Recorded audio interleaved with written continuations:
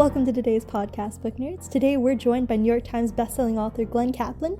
He's the author of Evil Ink and Poison Pill, and now he returns with an international thriller, Angel of Ambition. This story captures attention from the first page with a complex heroine for whom you can't help but cheer, even though some of her actions may be unconventional. Readers who love the stories behind people like fake heiress Anna Delvey and characters like Amy Dunn in Gone Girl will love watching Angela's clever work get her and everyone around her everything they deserve. And without further ado, book nerds, let's get into the interview. All right, book nerds, welcome to today's podcast. I'm joined by Kaplan. He is author of Angel of Ambition, Poison Pill, and Evil Ink. Today he's going to be talking to us about his newest novel, Angel of Ambition. Glenn, it's nice to meet you.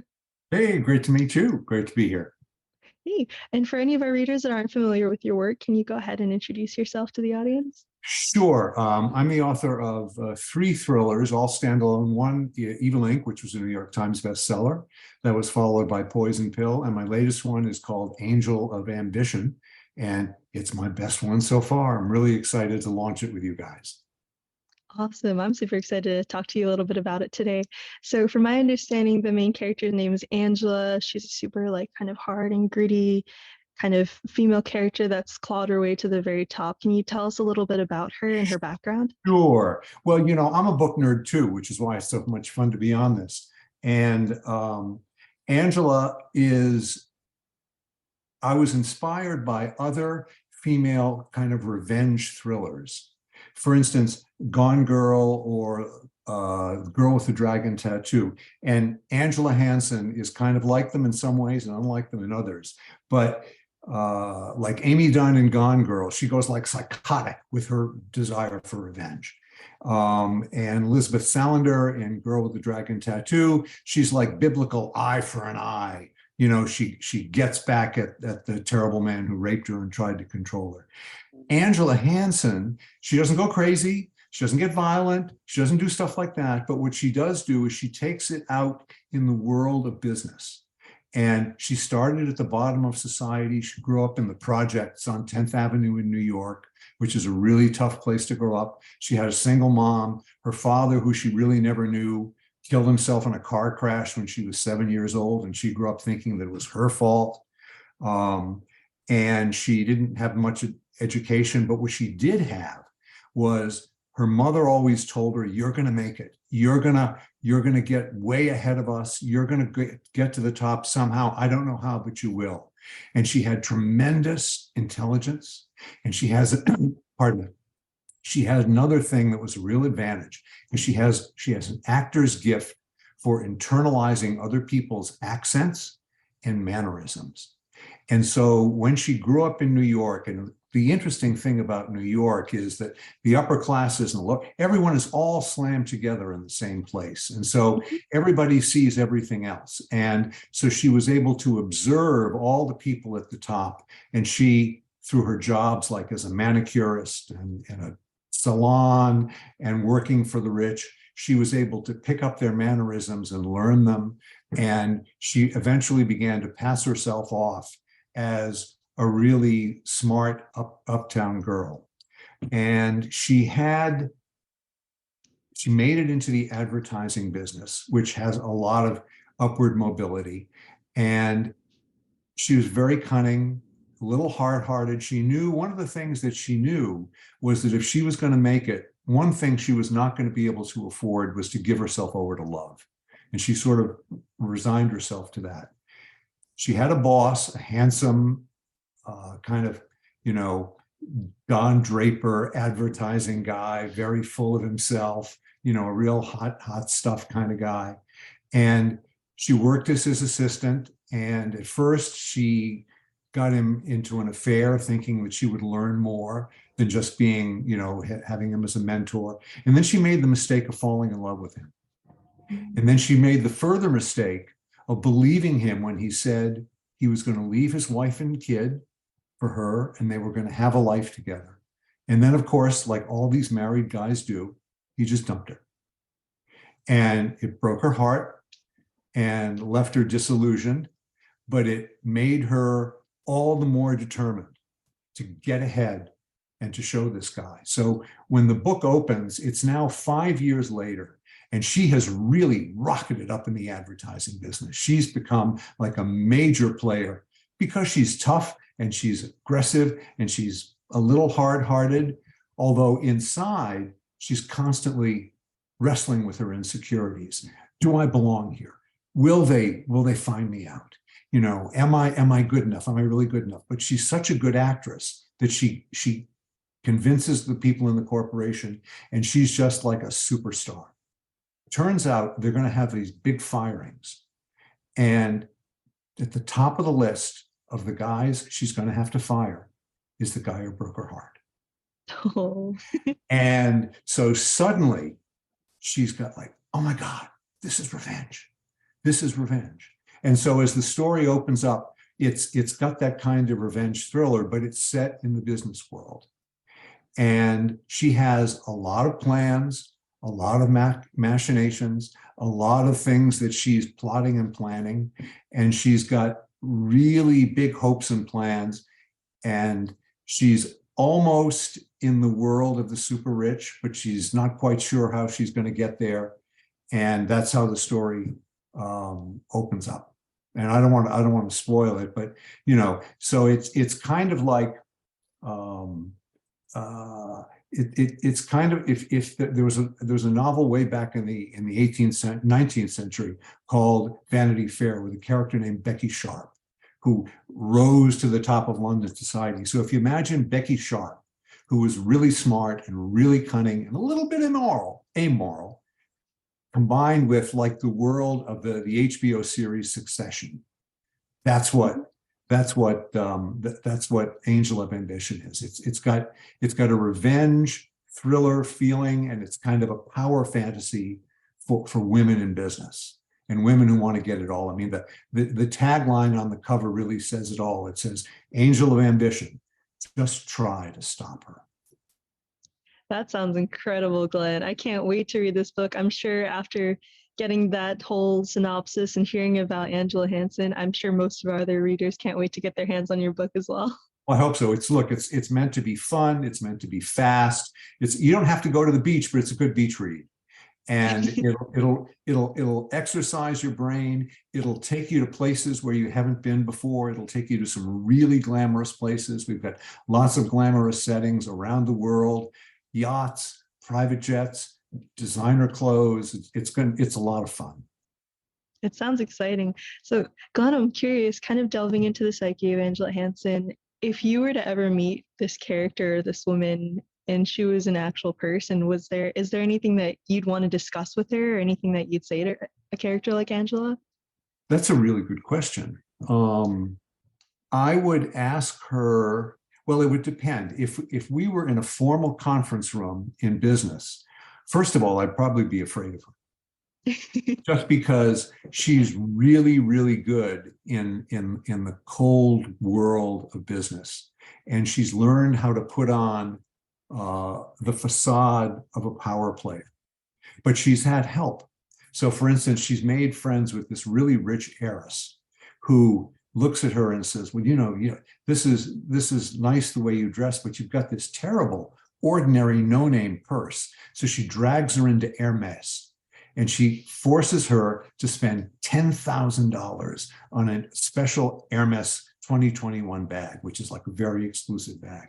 And she says, this bag is going to be your talisman. This is going to be your lucky charm. This is going to be the bag that you use to show people that you've got the power. And what she does is she uses it as a prop. So when she walks into a conference room, she sits down, she puts it down. That's her symbol of power. When she's done talking to you, she picks it up. That's a sign that the meeting is over. She's learned how to do that. But of course, all the time inside, she's asking herself, can I really pull this off? Can I really pull this off? So I would, if we were in the conference room, I would keep it very formal. If we were, say, having drinks somewhere and it was very friendly, I would really ask her, how did she get as far as she's gotten? You know, what were her biggest power moves? When did they happen? How did she pull them off? Did she think she could really do them at the time that she did them? And maybe if we've had a couple of glasses of wine, she might admit, well, you know, there were some times where I didn't have any idea whether I'd be able to pull this off. But I sort of screwed up my courage, and I listened to the lessons that this guy, Jack, who dumped her, had taught me about life in the corporation and in business. And I just used his lessons. And sure enough, they produced the results that I wanted. So that would be what I would ask her. Very nice. And she's such an interesting, dynamic female character, and her driving point is basically going through all this hardship and coming out of it successful. And like you said, and what she really wants is she really wants to feel safe, because she has that feeling that if she makes one little mistake, one misstep, she's going to go be sent back to where she came from. And she doesn't want to do that. She doesn't want that to happen. But she knows that that could be. She doesn't have a feeling of security behind her. She's got no trust fund or any of those things that the rich kids have. I mean, she remembers growing up on there's a wonderful, these juxtapositions in New York, some of which are real that I used. Right across from the housing projects, there's this crazy expensive prep school, okay? Really exclusive, really expensive. And what Angela remembers is a little, like 11-year-old girl just standing on the corner there. And she'd look across at the prep school. And some of the kids would be driven to the prep school and chauffeured like Range Rovers. And she remembered, she'd see there was a little kid just like her in the back seat. And she'd wave to the kid. They'd just look right through her like she didn't exist. And she thought, wow. But then when the book opens, she's this big executive in London, and she's being driven around in a Range Rover. And she talks to this English guy who works for her, who's very devoted, who she has a really close relationship, almost like her little brother. And she says, you know, I remember these kids who ignored me when they were being driven around in a Range Rover. And here I am now. And I'm only like 31 years old. And I'm riding around in a chauffeured Range Rover, just like them. Okay, so my next question for you, with Angela, with the character, you writing as a male author, having to write from a female's point of view, what's it like doing the research for that? And do you have to do a lot of research, if anything? Because I know that you've probably drawn a lot of inspiration from your settings around you in New York. Sure, that's a really good question. Well, I think on a number of levels, both personal and professional, it was actually a pretty natural thing for me. I remember I was raised by my mom and aunts, by a whole tribe of women who were all really strong, really independent, really intelligent, really savvy people. So I grew up surrounded by women who had a sense of their own empowerment and their own intelligence. So for me, that's the way women are. And I didn't have to make any leaps for that. And then actually, I went for a while to an all-women's college.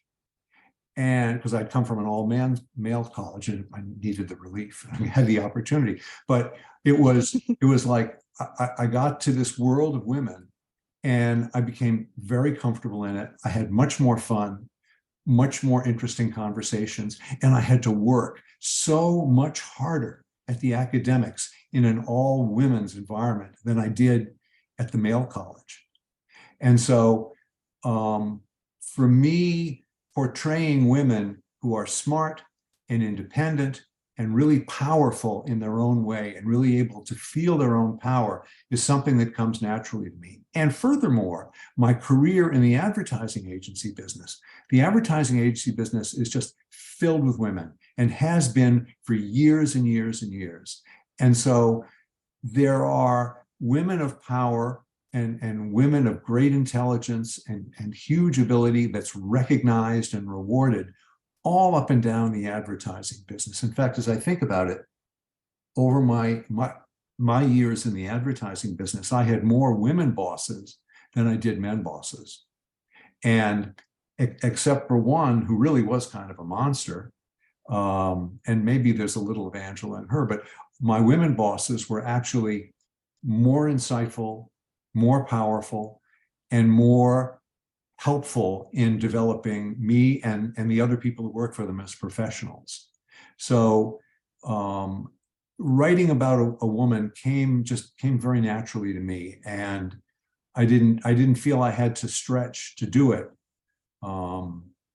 So, and let the women readers decide. I will say this much: a number of the main character, the two main characters in Poison Pill are both women. There's Emma, who's the CEO of a big pharmaceutical company, and then there's a Russian girl who really grew up English, and the two of them are the main characters. And my women readers have commented to me from Poison Pill back in the day. They said, you know, when I read the character of Emma, I couldn't believe that it was written by a man because it felt so natural. So maybe I'm just lucky that way, but I think I'm lucky because of the women who raised me and the women I've been around. Is that okay? Oh, absolutely. Yeah. That's extremely insightful. Yeah. That was a great answer. Yeah. And I'm kind of curious because I know you've had all these years of experience in these different fields other than just writing. I mean, what's it like when you wake up in the morning? Like, give us a little glimpse into your writing process and maybe like a day in the life of Glenn Kaplan. Sure. Well, when I was working full-time in advertising and marketing, I would get up at 4:30 in the morning, just naturally, and I would work before going into the office. And it was actually very productive and fun and highly stimulating. And the nice thing about it, especially because I was new to fiction at that point, is at that hour of the morning, I just need a cup of coffee. That's all I need. But it's a magical time. It's usually dark. Nobody has called you. Nobody has yelled at you. Nothing is broken. Nothing has to be fixed. You don't have to run on any emergency errands. And the real world hasn't intruded yet.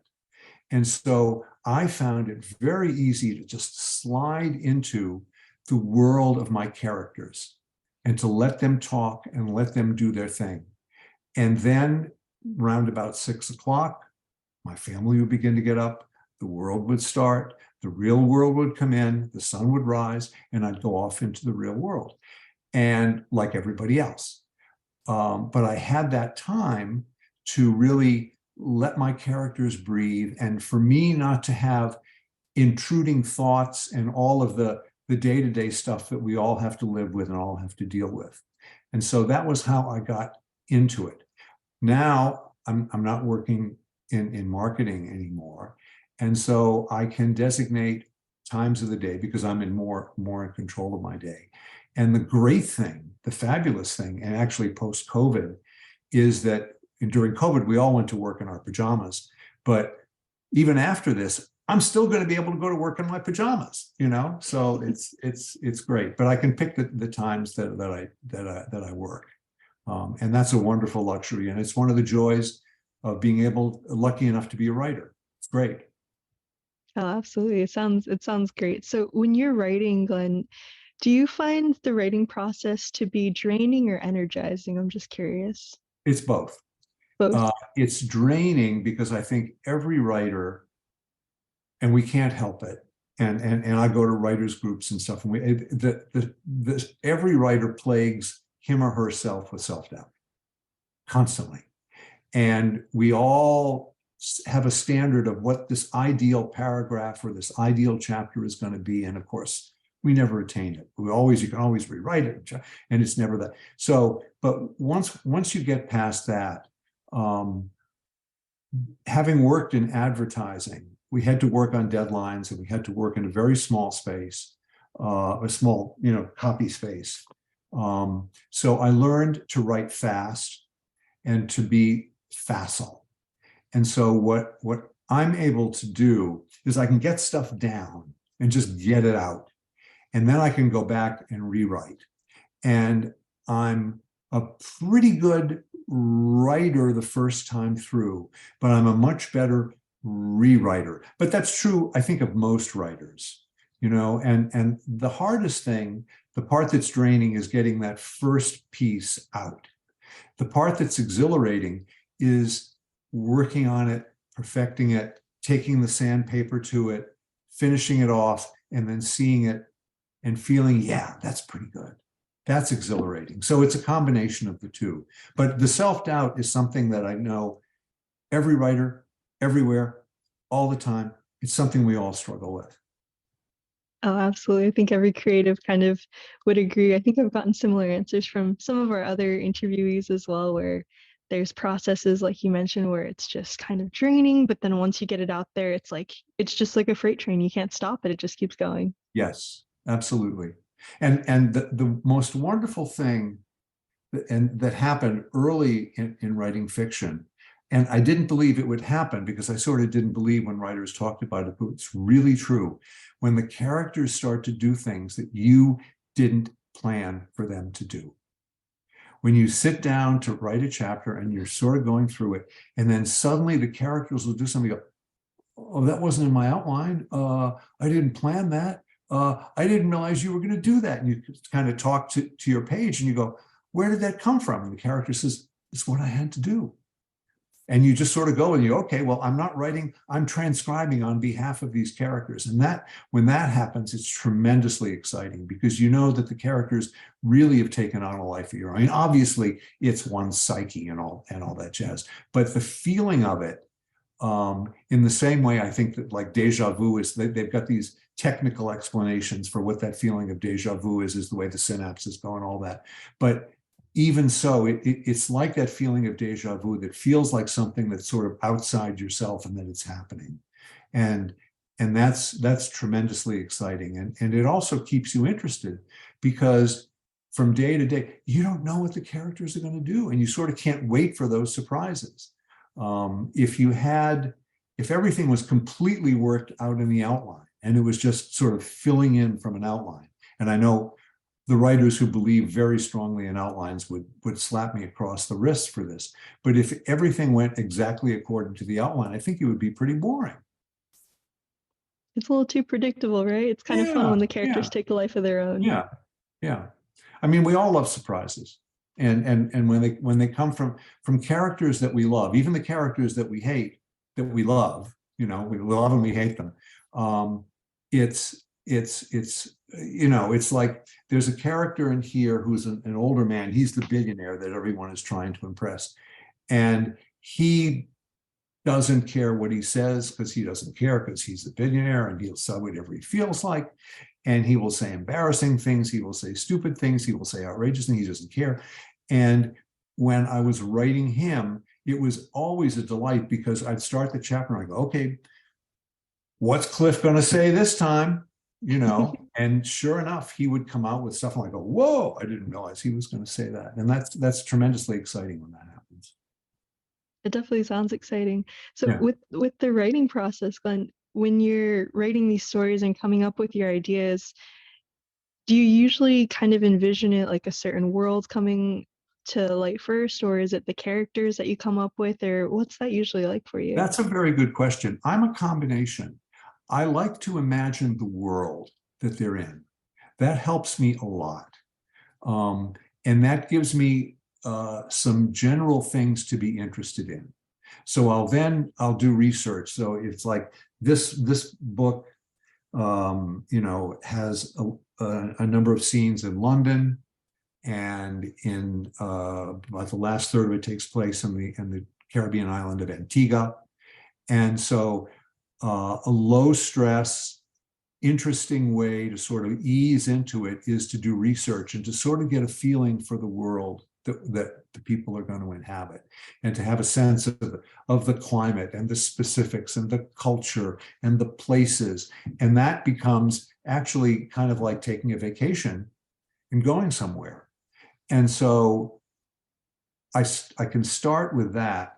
And then the characters, as I develop them, they have a place where they're living, where it's happening, that they can react to. And that helps me place them. And then I can dig in, what's their backstory? What were they like as kids? What were their parents like?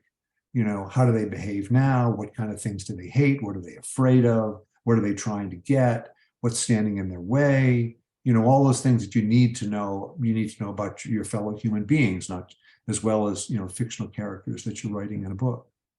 Oh, absolutely. And to kind of build on that question, what do you think is the most important aspect or element of storytelling for you?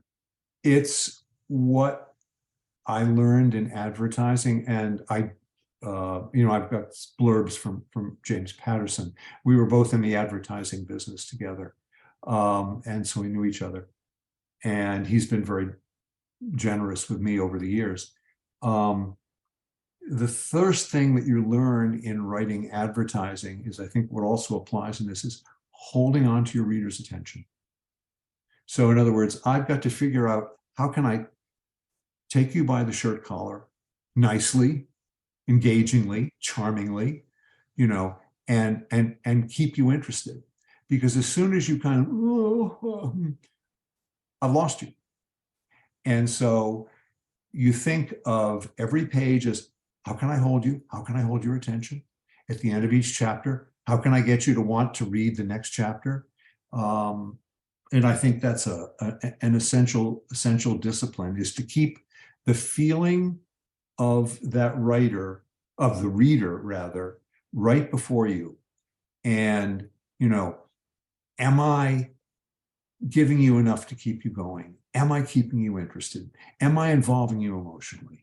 Am I doing all those things to keep you wanting to read more and more? And that's I think one of the critical disciplines. And that's in that sense, when you're sitting at 4:30 in the morning and you're writing, yes, it's solitary, but it's really you and an imagined reader. So there's two of you in a way. And I think if you lose sight of that other person and just kind of get lost in your own head, you can lose the reader. And I don't want to do that. I think that's a really interesting way of seeing that. That's really cool, actually. So what's the most valuable advice that you've been given that you would want to pass on to other readers or even aspiring readers? Aspiring writers? Yeah. Yeah. Don't give up. It's so hard to get noticed. It's so hard to get published. It's hard to get an agent. It's hard to get it's just hard. And everybody, and all the people who are on the top of the best, they have so many stories of rejection after rejection after rejection after rejection. Jim talks about his first novel was rejected, I think, by something like 48 publishers. Not good enough. This guy will never go anywhere. So that's very hard. It's hard on your ego. It's hard on your confidence. It's hard because you have to do it on your own. I mean, you can have friends and family who support you, but at a certain point you kind of go, well, they do that because they really like me, and they don't really know what these people in publishing know. But you have to just be able to power through that and persevere. It's hard. I think that's a great piece of advice. I can't show. It's really, really hard. But if you're really determined and you really feel that you've got something you want to share and people are really going to enjoy it, then you just keep on, and you just have to screw up your courage day after day after day and not take the rejections personally. I mean, you don't know, you could be rejected by a publishing house or an agent or whatnot. And you may think, oh, they're saying I'm no good, or this book is no good. You don't know what the context is. So for instance, they may just have signed a writer who writes books that are in the same category as yours. And so they're not rejecting you. They're just saying, well, we just signed a writer who writes similar books like this, or we already have too many writers in this category. And there's no way for you to know that, but that's what's behind the rejection. I mean, it also may be they just didn't like it, but if they just didn't like it, during the law proceedings about the potential merger of Simon & Schuster with Random House, the judge asked all these questions of the very top executives. And he said, basically, do you know what's going to make a hit? Do you know what's going to sell? And they all, to a person, said, no, we don't know. We just guess. We don't know. We don't. And he said, what? You mean you guys run these giant companies and you don't really know? And they went, no, we don't. He was aghast. But so that's another reason not to take take the rejections too seriously. But that's my one bit of advice. Oh, absolutely. And Glenn, just to kind of wrap up the interview here, can you tell our readers where we can find your work? Are you on social media? Where can we Sure, find I you? am. You can find me on Instagram on Glenn Kaplan Author. And I've got a wonderful set of videos on YouTube. All you have to do is search Angel of Ambition. And we've got a whole fleet of wonderful videos that we shot with a wonderful actress who maybe looks like Angela, what she does for the videos. And those get a lot of traction. I'm on Facebook at Glenn Kaplan Author. And those are the best places to find me. And Angel of Ambition is available everywhere. It's easiest to buy it on Amazon. And let me put in a plug for the audiobook, because we did something very, very special for the audiobook. And people who have listened to it we've come back with terrific reviews. Because Angela and Jack are the two main voices, we decided with the audiobook we needed a female narrator to do all the female parts and a male narrator. And furthermore, with two great actors, Stephanie and John. And what they do is they don't just, do their narrator voices, but they also do specific character voices for all the different characters. So it's not just an audio book, it's an audio drama. And these talented people at Blackstone, you can find it on audio, on Audible, and Downpour, all the places. They've done such a fabulous job. I'm so pleased and very proud. And they took my book and my words and they made them even better. So please check out the audiobook because it's really good. Absolutely. That sounds like an experience. It is. Great. It's really good. Glenn, thank you so much for taking the time to do the interview with us today. I really appreciate it. Thank you. I'm delighted to be on Book Nerds. Thank you so much. What a great time. Glenn, you had some incredible answers to these questions today. So glad to have you here on the podcast and so grateful that you took the time for the interview with us today. Before we wrap everything up, is there anything you'd like to say to our listeners? Hi, I'm Glenn Kaplan, and my new book is called Angel of Ambition. And you're listening to JeanBookNerd on the JeanBookNerd podcast.